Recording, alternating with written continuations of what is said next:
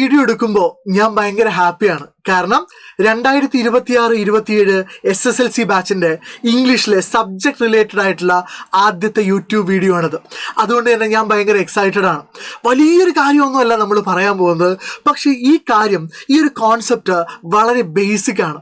അതുകൊണ്ട് തന്നെ ഇത് പഠിക്കാതെ നിങ്ങൾ എന്ത് ചെയ്യരുത്, 10ാം ക്ലാസ്സിലേക്ക് കയറരുത്. ഈ വെക്കേഷന് നമ്മൾ കുറച്ച് ദിവസമൊക്കെ വെറുതെ ഇരിക്കുന്നുണ്ടാവും.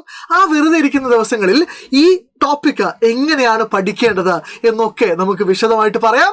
സോ ഇനി നിങ്ങൾ കേൾക്കാൻ പോകുന്ന ഒരു ഡയലോഗ് ഞാൻ ആദ്യമായി ഈ ബാച്ചിൽ പറയാൻ വേണ്ടി പോവാണ്. Welcome back to Xylem, welcome back to the world of English. നിങ്ങളുടെ സ്വന്തം നാച്ചു സാറാണ്. And as it is rightly mentioned on the slide, we are going to discuss verb forms. ഇംഗ്ലീഷിലെ വളരെ കോർ ആയിട്ടുള്ള ഫണ്ടമെന്റൽ ആയിട്ടുള്ള ഒരു കോൺസെപ്റ്റ് ആണ് ഈ വേർബ്സ് എന്ന് പറയുന്നത്. എന്താണ് ഒരു വേർബ് എന്ന് ചോദിക്കുന്ന സമയത്ത് നിങ്ങളുടെ കയ്യിൽ പല ആൻസേഴ്സ്, പല ഡെഫിനിഷൻസ് ഉണ്ടാവാൻ സാധ്യതയുണ്ട്. നമുക്കിതൊന്ന് കൺസോളിഡേറ്റ് ചെയ്യണം എന്നുള്ളത് ഇമ്പോർട്ടൻ്റ് ആണ്. നോക്കൂ, before we are discussing verb forms, I would like to ask you, what is a verb? എന്താണ് ഒരു വേർബ്? നിങ്ങൾ എന്തിനാണ് ഒരു വേർബ് എന്ന് വിളിക്കുന്നത്? നിങ്ങളുടെ കയ്യിൽ എക്സാമ്പിൾസ് ഉണ്ടെന്ന് എനിക്കറിയാം. എന്നാലൊരു ഡെഫിനിഷനായി നിങ്ങളോട് ഒരാൾ ചോദിച്ചു കഴിഞ്ഞാൽ എന്തായിരിക്കും നിങ്ങളുടെ ആൻസർ, എന്തായിരിക്കും നിങ്ങളുടെ response? What is a verb? ഒരുപാട് എക്സാമ്പിൾസ് നിങ്ങൾക്ക് അറിയാം എന്ന് എനിക്ക് നല്ല ബോധ്യമുണ്ട്. What is a verb? Okay, ഇനി നിങ്ങൾ എന്നോട് ചോദിക്കൂ, sir what is a verb? എന്താണ് സാറിൻ്റെ വേർബിൻ്റെ ഡെഫിനേഷൻ എന്താണെന്ന് ചോദിച്ചു കഴിഞ്ഞാൽ ഞാനതിനെ ഏറ്റവും സിമ്പിളായി പറയാനാണ് ആഗ്രഹിക്കുന്നത്. ഓക്കെ, നോക്കൂ, വാട്ട് ഈസ് എ വേർബ്? ഇതിന് ഏറ്റവും കൺവെൻഷണൽ ആയിട്ടുള്ള ആൻസർ ഇത്രയേ ഉള്ളൂ. ഒരു വേർബ് എന്ന് പറയുന്നത് ഒരു ആക്ഷനെ സൂചിപ്പിക്കുന്ന വേർഡാണ്. വേർബ് എന്ന് പറയുന്നത് ഒരു ആക്ഷനെ സൂചിപ്പിക്കുന്ന, ഒരു പ്രവൃത്തിയെ സൂചിപ്പിക്കുന്ന വേർഡാണ്. അല്ലെ, നമ്മൾ read, write, eat, jump, listen, sleep, swim, ഇതൊക്കെ എന്താണ്?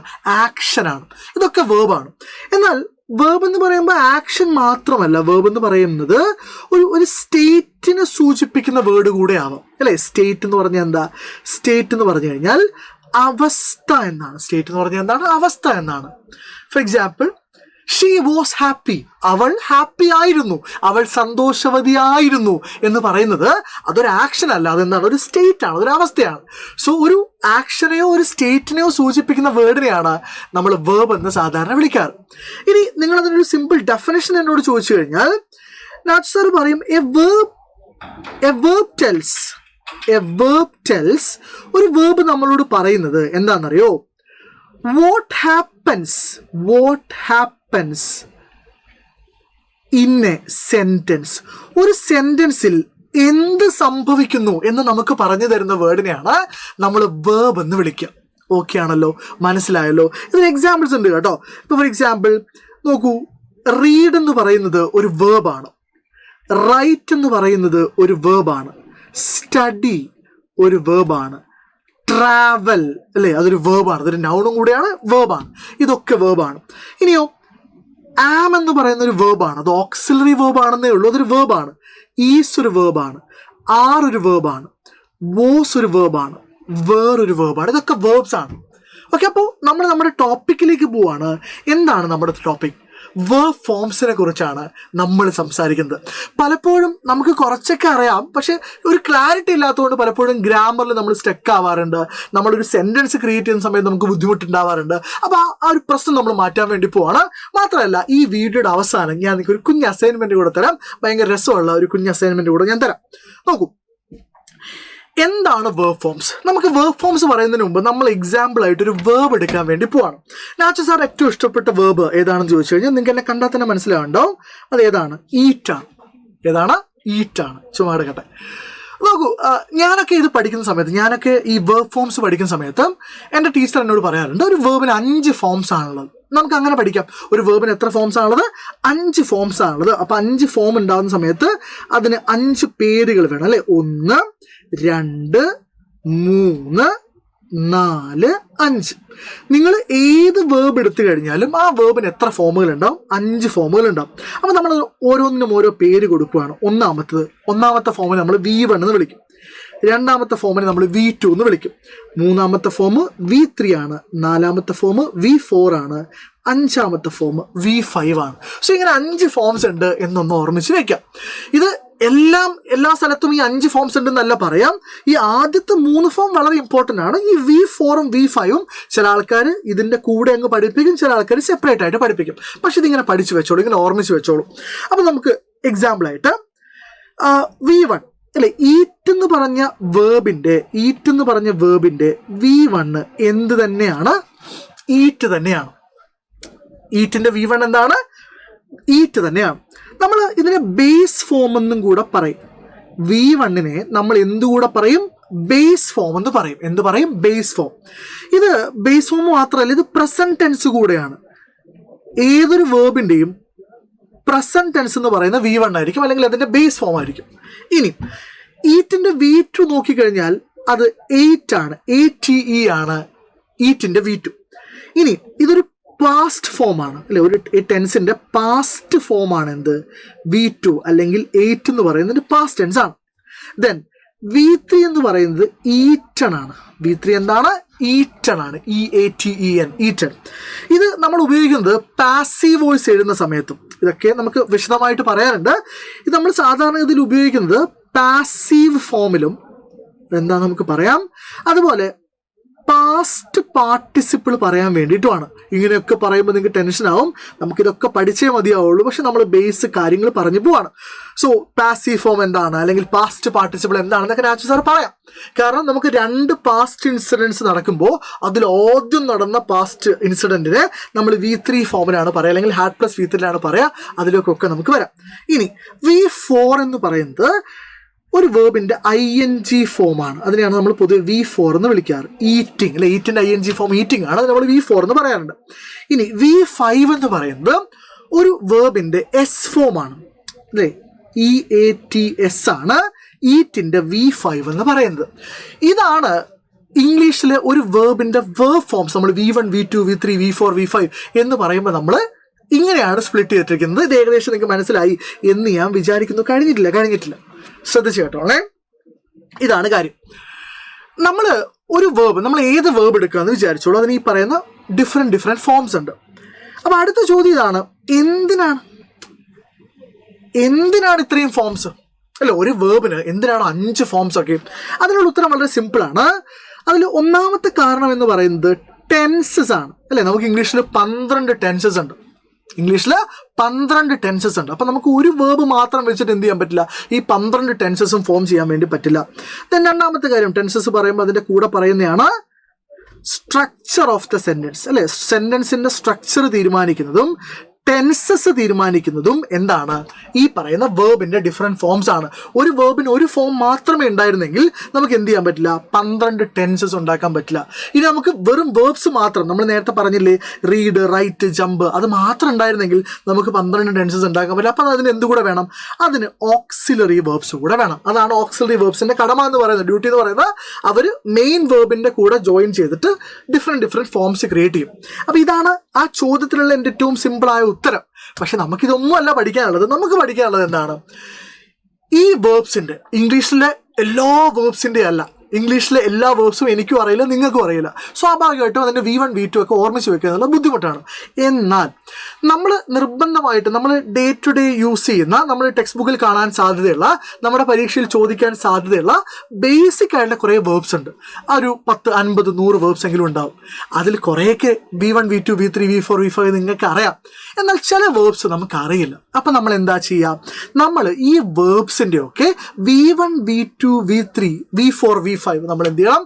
പഠിച്ച് വെക്കണം, ഓർമ്മിച്ച് വെക്കണം. സാർ അത് വലിയ ബുദ്ധിമുട്ടുള്ള കാര്യമാണോ? Absolutely no. കാരണം എന്താ? നമ്മൾ കണ്ട് കേട്ട് എഴുതി നോക്കുന്ന സമയത്ത് നമ്മുടെ മനസ്സിൽ അത് ഓട്ടോമാറ്റിക്കായിട്ട് എന്ത് ചെയ്യും? സേവ് ചെയ്ത് കിടക്കും. ഇപ്പം ഞാൻ നിങ്ങൾക്കൊരു വേർബ് തരാം. ഇപ്പോൾ ജമ്പ് എന്ന് പറഞ്ഞൊരു വേർബ് നിങ്ങൾ എടുക്കുവാണ്. ജമ്പ്, ഇതിൻ്റെ എല്ലാ ഫോമും നമുക്കറിയാം അല്ലേ. ജമ്പിൻ്റെ V2 എന്ന് പറയുന്നത് ജംപ്ഡ് ആണ്. ജമ്പിൻ്റെ V3 എന്ന് പറയുന്നത് ജംപ്ഡ് ആണ്. ഇനി ജമ്പിൻ്റെ V4, അതായത് ഇതിൻ്റെ ING ഫോം വെരി സിമ്പിൾ, എന്താണ്? ജമ്പിങ് ആണ്. ഇനി ഇതിൻ്റെ ഒരു V5 ചോദിച്ചാൽ അതൊരു S ചേർത്താൽ മതി, ജംപ്സ് ആണ്. എന്നാൽ എല്ലാ വേർബ്സിനും ഈ പാറ്റേണിലല്ല ഈ കാര്യങ്ങൾ പോകുന്നത്. ഫോർ എക്സാമ്പിൾ, ഞാൻ ഡ്രൈവ് എന്ന് പറഞ്ഞൊരു വേർബ് എടുക്കുവാണ്. ഡ്രൈവിൻ്റെ V2 ഡ്രൈവ്ഡ് അല്ല, പിന്നെയോ അത് ഡ്രോവ് ആണ്. ഇനി ഡ്രൈവിൻ്റെ V3 ഡ്രൈവ്ഡ് അല്ല, പിന്നെ എന്താണ്? ഡ്രോവ് ആണോ? അല്ല. പിന്നെയോ ഡ്രിവൺ ആണ്. ഇനി ING ഫോം എളുപ്പമാണ്. ING ഫോം എന്താണ്? ഡ്രൈവിംഗ് ആണ്. ഇനി എസ് ഫോം സിമ്പിൾ ആണ്. ഡ്രൈവിന്റെ കൂടെ എന്ത് ചേർത്താൽ മതി? എസ് ചേർത്താൽ മതി. എന്നാൽ ഇവിടെയും ചില വ്യത്യാസങ്ങൾ വരാൻ സാധ്യതയുണ്ട്. നോക്കൂ, ഗോ എന്ന് പറഞ്ഞൊരു വേർബ് എടുക്കുന്നു. ഗോ. ഗോഡ് V2 ഗോഡ് ആണോ? അല്ല. പിന്നെയോ വെന്റ് ആണ്. V3 എന്താണ്? ഗോൺ ആണ്. ഇനി ING ഫോം സിമ്പിൾ ആണ്, ഗോയിങ് ആണ്. എന്നാൽ ഗോയുടെ V1 സിംഗുലർ അല്ലെങ്കിൽ ഈ പറയുന്ന എസ് ഫോം എന്ന് പറയുന്നത് GOES ആണ്. വെറും GOS അല്ല, GOES ആണ്. അപ്പൊ ഈ രീതിയിൽ നമ്മൾ എന്ത് ചെയ്യണം? കുറച്ച് വേർബ്സ്, നമ്മൾ നിരന്തരമായിട്ട് ഉപയോഗിക്കുന്ന വേർബ്സ് നമ്മൾ പഠിച്ചു വെച്ചേ മതിയാവുള്ളൂ. അപ്പൊ അത് പഠിക്കുക എങ്ങനെയാണ്? സിമ്പിൾ ആണ്. നമ്മൾ ഇതുപോലൊരു ലിസ്റ്റ് ഉണ്ടാക്കുക. നമുക്ക് ചോദിക്കാൻ സാധ്യതയുള്ള അല്ലെങ്കിൽ ഇംഗ്ലീഷിൽ വളരെ പോപ്പുലർ ആയിട്ടുള്ള ഒരു 50-60 വേർബ്സിന്റെ ലിസ്റ്റ് നിങ്ങൾ എന്ത് ചെയ്യുക? പ്രിപ്പയർ ചെയ്യുക. എന്നിട്ട് അത് 1-2 തവണ വായിക്കുക. നമുക്ക് ആവശ്യം വരുമ്പോൾ ഒന്നുകൂടെ റിവൈസ് ചെയ്യുക. ഉറപ്പായിട്ടും നിങ്ങൾ സ്കൂളിലേക്ക് കയറുന്നതിന് മുമ്പ് അത് പഠിച്ചിട്ടുണ്ടാവും. 2 മാസം നിങ്ങൾക്ക് വെക്കേഷൻ ഉണ്ടല്ലോ. ആ വെക്കേഷനിൽ നിങ്ങൾക്ക് ആവശ്യമുള്ള വേർബ്സ് ഒക്കെ നിങ്ങൾ പഠിച്ചിട്ടുണ്ടാവും. ഇപ്പം നമ്മളൊരു എക്സാമ്പിളിന് വേണ്ടി ചെയ്യാണ്. ഇപ്പോൾ അക്സെപ്റ്റ് എന്ന് പറഞ്ഞ വേർബിന്റെ V1 സിംഗുലർ, ഈ V1 സിംഗുലർ എന്ന് പറയുമ്പോൾ അതിനെക്കുറിച്ച് എനിക്ക് വീണ്ടും സംസാരിക്കാനുണ്ട്. പക്ഷെ ഇപ്പോൾ തൽക്കാലം ഓർമ്മിച്ച് വെക്കുക, V1 സിംഗുലർ എന്ന് പറയുമ്പോൾ അതിന്റെ എസ് ഫോം ആണ് അക്സെപ്റ്റ്സ്. അതെന്തുകൊണ്ടാണ് V1 സിംഗുലർ ആവുന്നത്? അവിടെ മറ്റൊരു പ്രധാനപ്പെട്ട കോൺസെപ്റ്റാണ് ഞാൻ പറയാൻ പോകുന്നത്. ഇപ്പം നമ്മൾ നേരത്തെ എടുത്ത ഈറ്റും ഈറ്റ്സും എടുക്കുവാണ്. അപ്പം നിങ്ങൾ എന്നോട് ചോദിക്കുകയാണ്, ഇതിലേതാണ് V1 എന്ന് ചോദിച്ചു കഴിഞ്ഞാൽ നിങ്ങളുടെ ആൻസർ എന്താ? ഇതിലേതാണ് V1? ഈറ്റ് ആണോ V1? ഈറ്റ്സ് ആണോ V1? വീഡിയോ പോസ്റ്റ് ചെയ്ത് പറഞ്ഞേ. ഈറ്റ് ആണ് V1, സംശയമൊന്നുമില്ല. ഏതാണ് V1? ഈറ്റ് ആണ് V1. അല്ല, ഈറ്റും V1 ആണ്, ഈറ്റ്സും V1 ആണ്. സാർ ചുമ്മാ പറയരുത്. ആണെന്നേ, ഈറ്റും V1 ആണ്, ഈറ്റ്സും V1 ആണ്. പിന്നെ എന്താ പ്രശ്നം? ഈറ്റ് എന്ന് പറയുന്നത് V1 പ്ലൂറൽ ആണ്, ഈറ്റ്സ് എന്ന് പറയുന്നത് V1 സിംഗുലർ ആണ്. രണ്ടും V1 തന്നെയാണ്. അതായത് നമ്മളിപ്പോൾ ഒരു സബ്ജക്റ്റ് ഷീ, അവൾ ബിരിയാണി കഴിക്കുന്നു എന്ന് പറയുമ്പോൾ നമ്മൾ എന്താ പറയുക? ഷീ ഈറ്റ്സ് ബിരിയാണി എന്നാണ് പറയുക. ഷീ ഈറ്റ്സ് ബിരിയാണി എന്നാണ് പറയുക. കാരണം എന്താ? കാരണം വളരെ സിമ്പിൾ ആണ്. ഇവിടെ ഷീ എന്ന് പറയുന്നത് സിംഗുലർ ആണ്, ഒരാളെ ഉള്ളൂ. അപ്പം നമ്മൾ എന്ത് ചെയ്യും? വേർബിന്റെ സ്ഥാനത്ത് V1 സിംഗുലർ എഴുതും. V1 സിംഗുലർ എഴുതും. എന്നാൽ തൊട്ടപ്പുറത്ത് ഞാൻ അടുത്ത എക്സാമ്പിൾ എടുക്കുവാണ്. എന്താണ് എക്സാമ്പിൾ? അവര് ബിരിയാണി കഴിക്കുന്നു. അപ്പൊ എന്താ പറയേണ്ടത്? ദേ ഈറ്റ് ബിരിയാണി. ദേ ഈറ്റ് ബിരിയാണി. അവിടെ എന്താ സാർ വ്യത്യാസം വന്നത്? ഒന്നുമില്ല. ദേ എന്ന് പറയുന്നത് ഒന്നിലധികം ആൾക്കാരാണ്, ബഹുവചനമാണ്, പ്ലൂറൽ ആണ്. അപ്പൊ നമ്മളവിടെ V1 എന്തുപയോഗിക്കണം? പ്ലൂറൽ ഉപയോഗിക്കണം. വ്യത്യാസം മനസ്സിലായി എന്ന് ഞാൻ വിചാരിക്കുന്നു. അത് അങ്ങനെയാണെങ്കിൽ അക്സെപ്റ്റിന്റെ V1 എന്താണ്? അക്സെപ്റ്റ് ആണ്. അക്സെപ്റ്റിന്റെ V1 സിംഗുലർ എന്താണ്? അക്സെപ്റ്റ് ആണ്. V2 എന്താണ്? V2 അക്സെപ്റ്റഡ് ആണ്. ഓക്കെ. ദെൻ V3 എന്ത് തന്നെയാണ്? അക്സെപ്റ്റഡ് ആണ്. അവിടെ വലിയ പ്രശ്നമൊന്നുമില്ല. കാരണം V2ഉം V3യും ED ചേർത്താൽ മതി. അതുപോലെ തന്നെയാണ് ആസ്കും, അല്ലെ? ആസ്കിന്റെ V1 സിംഗുലർ ആസ് ആണ്. ദെൻ V2 ആസ്ക്ഡ് ആണ്, V3 ആസ്ക്ഡ് ആണ്. എന്നാൽ ഓക്കെ, വീണ്ടും എഗ്രീഡ് V1 സിംഗുലർ എഗ്രീസ് ആണ്, V2 എഗ്രീഡ് ആണ്, V3 എഗ്രീഡ് ആണ്. ശരി, കുഴപ്പമൊന്നുമില്ല. എന്നാൽ അറൈസിന്റെ V2 എന്താ? അറൈസിന്റെ V1 സിംഗുലർ അറൈസസ് ആണ്, V2 അറോസ് ആണ്. V2 എന്താണ്? അറോസ് ആണ്. V3 അറൈസൺ ആണ്. അപ്പൊ നമ്മളത് ഓർമ്മിച്ച് വെക്കണം. സെയിം അവേക്ക് V1 സിംഗുലർ സിമ്പിൾ ആണ്, അവേക്സ് ആണ്. V2 അവേക്ഡ് അല്ല, അവോക്ക് ആണ്. V3 അവോക്കൺ ആണ്. നിങ്ങൾക്ക് ഞാൻ പറഞ്ഞ കാര്യം മനസ്സിലായി എന്ന് വിചാരിക്കുന്നു. ഈ വേർബ്സ് എല്ലാം നമുക്ക് എന്ത് ചെയ്യാൻ പറ്റില്ല? എളുപ്പത്തിൽ ഗസ് ചെയ്യാൻ വേണ്ടി പറ്റില്ല. അപ്പം നമ്മൾ എന്ത് ചെയ്യണം? 10ാം ക്ലാസ്സിൽ കയറുന്നതിന് മുമ്പ്, പ്രത്യേകിച്ച് ഈ സിലബസ് ഒക്കെ ഇത്രയും ബുദ്ധിമുട്ടാവുന്ന ഒരു കാലത്ത് നമ്മൾ വളരെ ബേസിക് ആയിട്ടുള്ള കാര്യം മുതൽ എന്ത് ചെയ്യണം? പഠിച്ചു തുടങ്ങണം. ഓൾറെഡി നമ്മുടെ SSLC അസ്ത്ര ബാച്ച് 2026-27 ബാച്ചിൽ ബേസിക് ക്ലാസ്സുകൾ സ്റ്റാർട്ട് ചെയ്തിട്ടുണ്ട്. അതുമായിട്ട് ബന്ധപ്പെട്ട മെറ്റീരിയൽസ് ഒക്കെ നമ്മൾ അവിടെ പ്രൊവൈഡ് ചെയ്യുന്നുണ്ട്. നിങ്ങൾ വളരെ വേഗത്തിൽ തന്നെ എന്ത് ചെയ്യുക? അഡ്മിഷൻ എടുക്കാൻ വേണ്ടി ശ്രമിക്കുക. ഈ പൈസ കണ്ട് നിങ്ങൾ പേടിക്കണ്ട.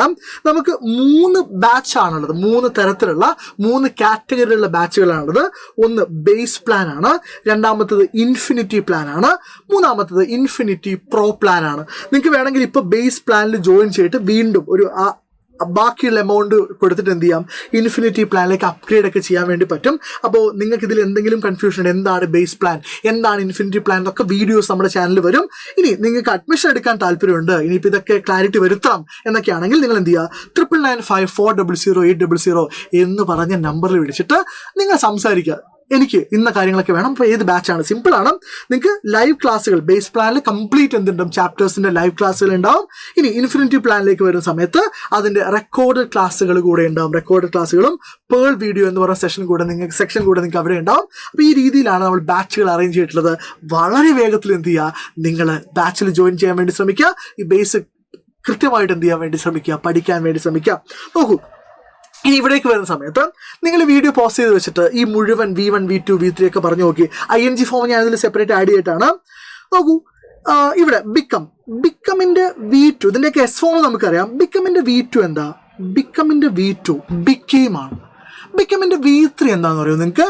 ബിക്കമിൻ്റെ V3 ബിക്കം തന്നെയാണ്.